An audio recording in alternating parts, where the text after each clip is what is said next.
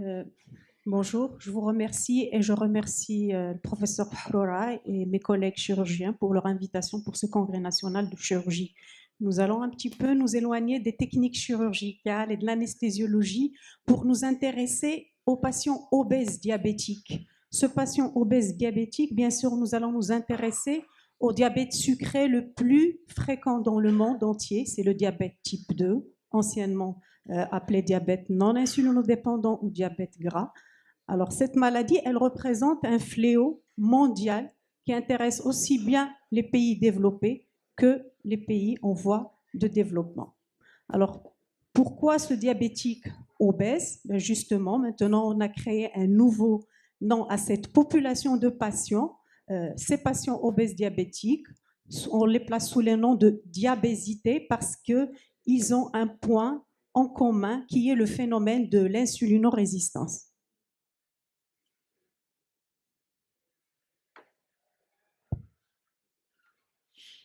S'il vous plaît.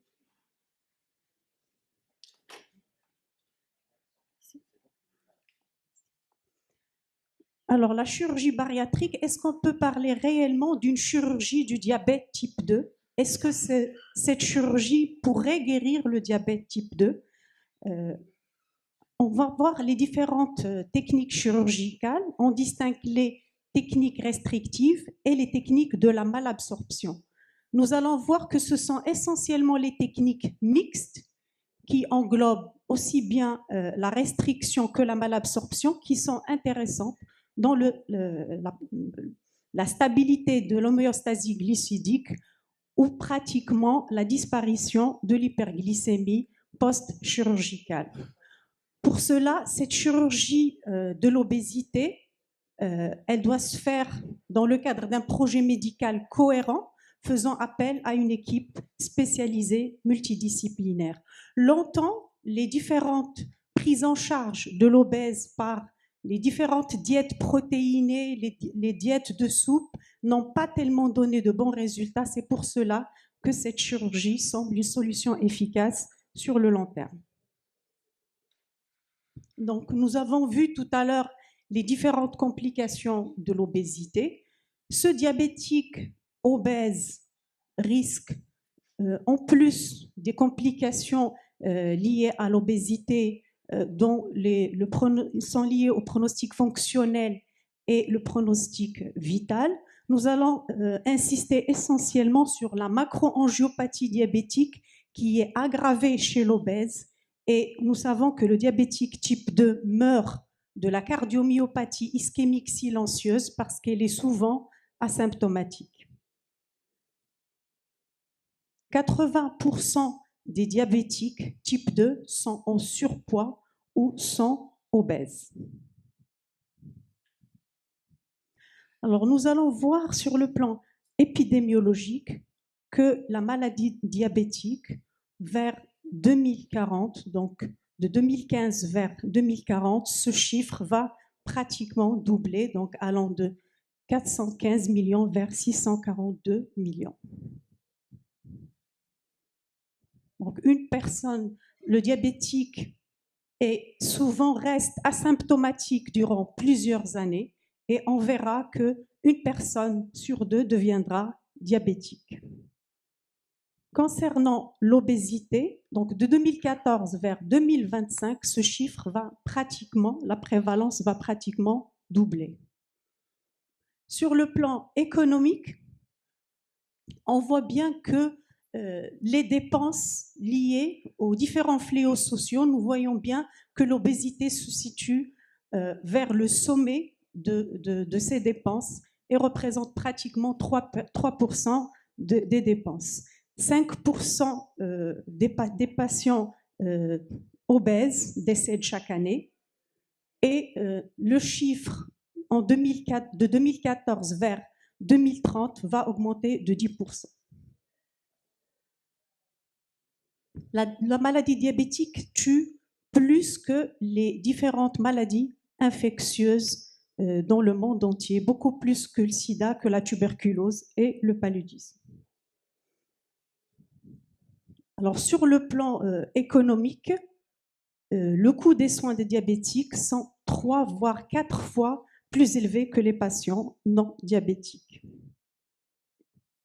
Alors tout cela, ce diabétique obèse qui est actuellement mène une vie de sédentaire, en excès alimentaire, présente essentiellement. Donc on voit bien que le tissu gras est important au niveau de tout l'organisme, mais intéresse essentiellement l'obésité abdominale, dite obésité viscérale, contrairement à l'être humain qui était cueilleur-chasseur dans les années précédentes.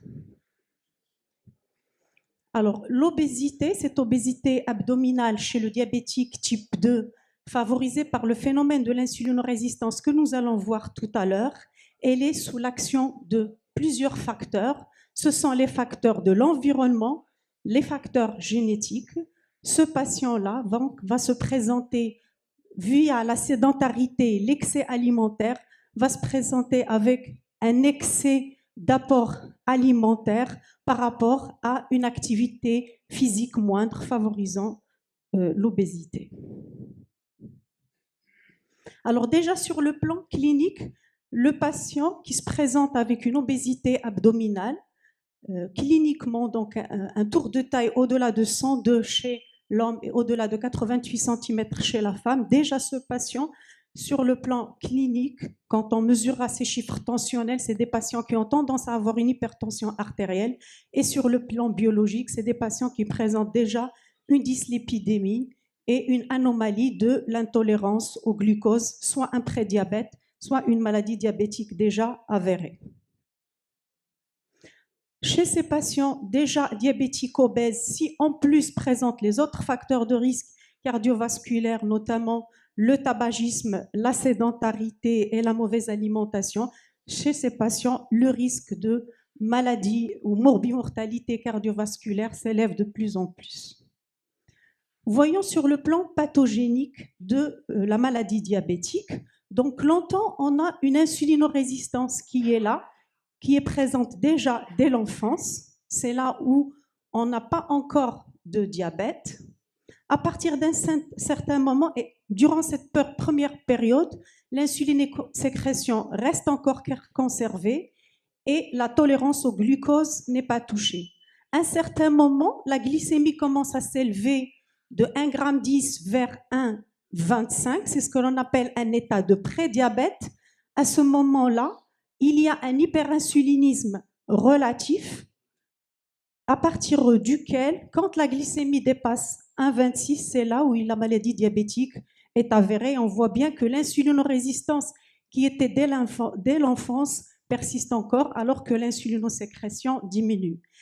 Cette courbe de l'insulinosécrétion est très importante à connaître pour l'indication de la chirurgie bariatrique chez les patients diabétiques obèses parce qu'elle aurait de l'intérêt pour l'équilibre glycémique en post-opératoire et même plusieurs mois après la chirurgie pour l'équilibre, voire même la normalité de la glycémie. Elle est importante pour l'indication de la chirurgie bariatrique parce que quand l'insulinosécrétion est vraiment épuisée, l'apport de la chirurgie bariatrique pour l'équilibre glycémique n'a pas d'intérêt. Donc, les deux phénomènes physiopathologiques de la maladie diabétique type 2, qui est souvent liée à l'obésité, c'est une insulinorésistance associée à une insulinopénie, comme on vient de le voir sur la courbe. De plus en plus, cette insulinorésistance responsable d'une hyperglycémie favorise une hyperglycémie importante et maintenue qui est responsable d'une glucotoxicité des cellules bêta-langerhansiennes qui s'associerait avec l'évolution à une insulinopénie de plus en plus importante. Donc, sur le plan pathogénique, cette insulinorésistance s'explique essentiellement par le stockage des acides gras au niveau viscéral qui représente une véritable glande endocrine.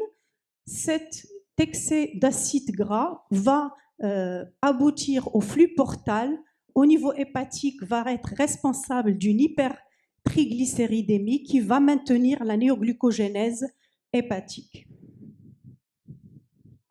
À côté de ça, cette insulinorésistance qui maintiendrait l'hypertriglycéridémie et l'hyperglycémie va aussi être responsable du phénomène inflammatoire et du phénomène d'hyperagrégabilité et baisse de la fibrinolyse responsable de l'angiopathie qui est liée à la maladie diabétique et à l'obésité. Sur le plan pathogénique ou étiologique de cette insulinorésistance liée aux diabétiques obèses, il y a plusieurs facteurs dans l'environnement en matière d'insulinorésistance qui est associé aussi à des phénomènes génétiques, alors que le phénomène de la baisse de la sécrétion d'insuline, elle est essentiellement liée à des phénomènes génétiques. Concernant l'insulinorésistance du patient diabétique obèse, la cause monogénique, elle est très très rare. Par contre, la cause polygénétique, elle est très très fréquente et sur ce domaine-là, les études sont encore en cours. Donc, nous voyons que sur le plan prévention, il vaut mieux pour ce diabétique obèse, il vaut mieux que les actions soient faites plutôt en amont et donc agir sur ce que l'on appelle les facteurs de risque de la maladie diabétique. Et on voit toujours que l'excès pondéral représente le facteur le plus important de la maladie diabétique. Et au niveau de la population générale, c'est une pathologie qui doit être recherchée dès que le surpoids, dès que l'IMC est supérieur à 28 kg par mètre carré, avec les autres facteurs qu'il faut chercher éventuellement, un prédiabète, les antécédents personnels et familiaux. Donc, sur le plan traitement, pour pouvoir agir en amont, il vaut mieux agir sur les facteurs environnementaux parce que sur le plan action sur l'hérédité ou la génétique, ça reste encore très très difficile pour détecter les différents paramètres génétiques du caractère polygénétique aussi bien de l'obésité que de la maladie diabétique. Pour pouvoir comprendre les bénéfices endocriniens métaboliques de la chirurgie de l'obésité, nous allons passer un rappel sur la régulation de la prise alimentaire.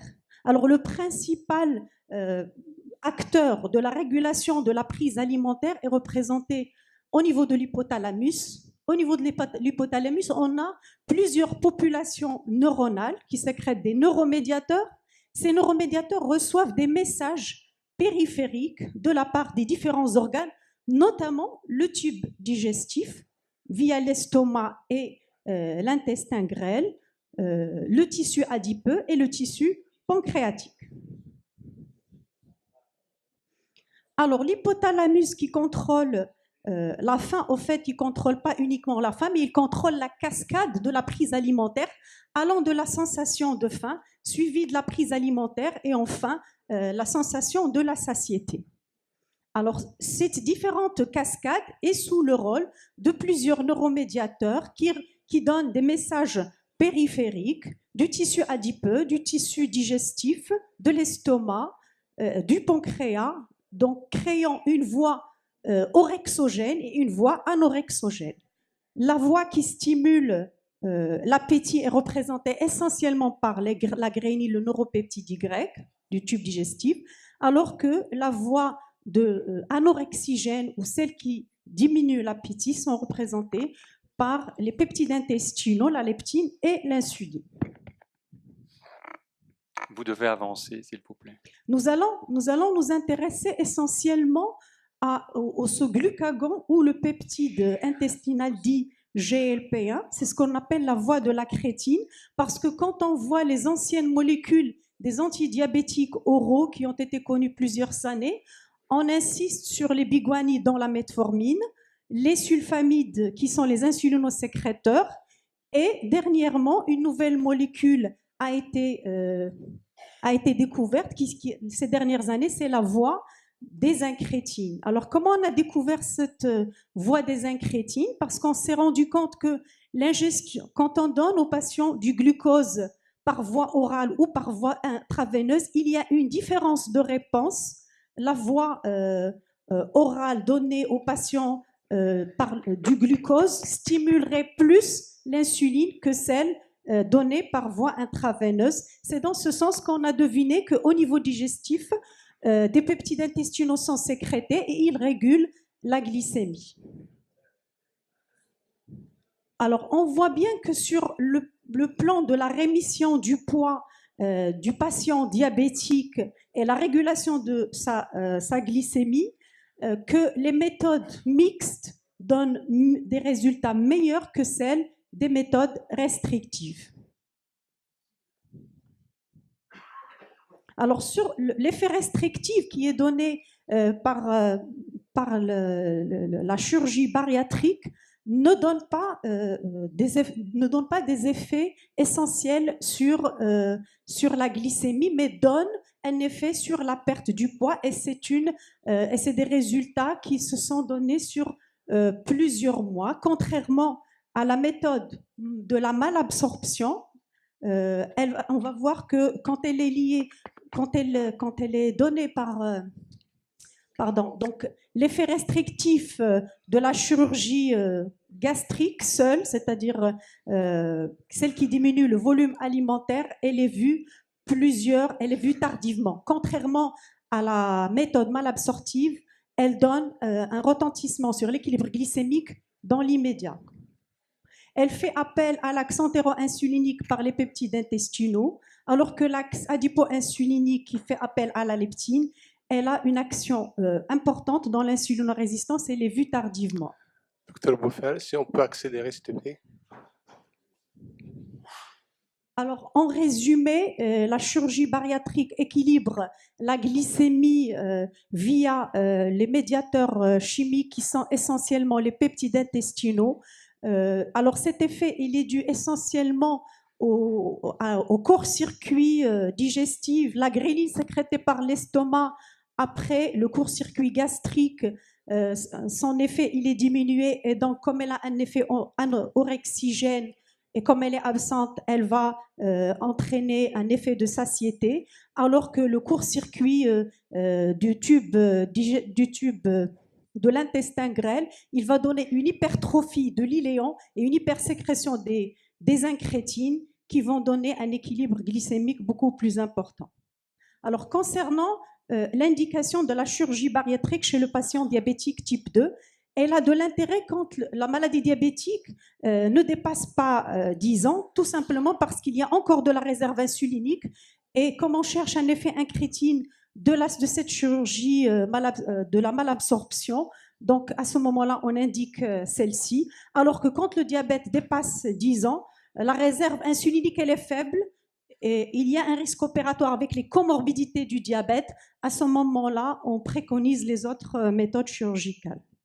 Donc, en conclusion, la chirurgie métabolique a des effets spectaculaires sur le contrôle, voire la guérison du diabète type 2, à condition que la durée du diabète soit réduite.